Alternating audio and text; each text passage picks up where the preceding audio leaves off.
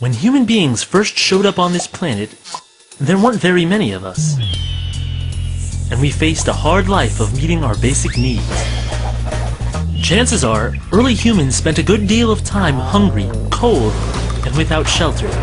That is to say, poor.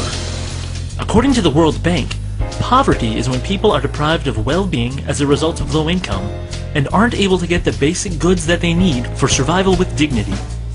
How did any of the human race advance beyond poverty? We kept multiplying, and we formed communities.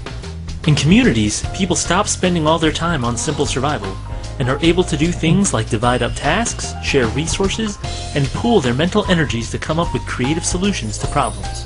These communities started with families, then grew into extended families, entire tribes, and then finally cities and nations. So what effect has this growth had on poverty? According to demographers, a very good one. In fact, history shows that as our numbers have grown, so has our average standard of living. Scientists measure this standard in everything from per capita income to average amount of calories consumed, even average height. And all of these averages have been increasing. Even though poverty still exists, the percentage of poor people has actually decreased as population has grown. The reason for this is that human beings are not simply consumers, we are producers. This is why, over the ages, we have learned how to do things like produce more food on less land, find better energy sources, and make sure that more people have enough to eat and a roof over their heads. And this is also why, though urban poverty is still a huge problem, statistics show that the poor who move to large communities actually have better chances of rising from poverty than they did in areas where there were fewer jobs and less opportunity. For this reason, poverty is a problem that is not solved by eliminating people. Poverty has always been a problem, even when there were scarcely any people on the entire planet. People are the only proven way out of poverty. Removing them will only leave the poor right where they started.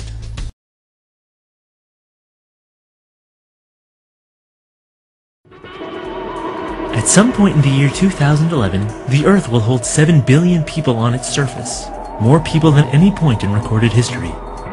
While some welcome this latest member of humanity with excitement, others with fear.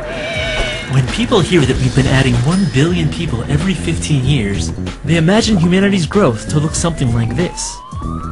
But 1 billion people isn't as high a percentage of humanity as it used to be. For instance, imagine this roller coaster car represents 1 billion people.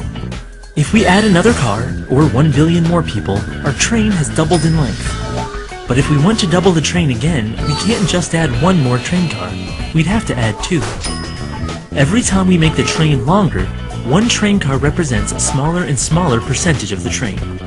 If it takes 15 years to add each new train car, then mathematically speaking, the growth rate is slowing. In order for the growth rate to stay constant, the train would have to keep doubling every 15 years, instead of just adding one car. Human population growth is the same way. In 1804, the world's population hit 1 billion. By 1927, that number had doubled. But by 1960, that number had only grown by half. By 1975, it was only growing by a third, and then a fourth, and then a fifth. To see how population growth is slowing down, we look at a number called the global total fertility rate, which is the average number of children each woman is having. And over the last 40 years, that rate has been rapidly falling. According to the UN's current data, the world's population is due to peak in 25 years. After it peaks, it will start to go down. By the end of the century, we'll be losing 1 billion people every 20 years. This year, the world's population will hit 7 billion. In 75 years, we'll be back here again.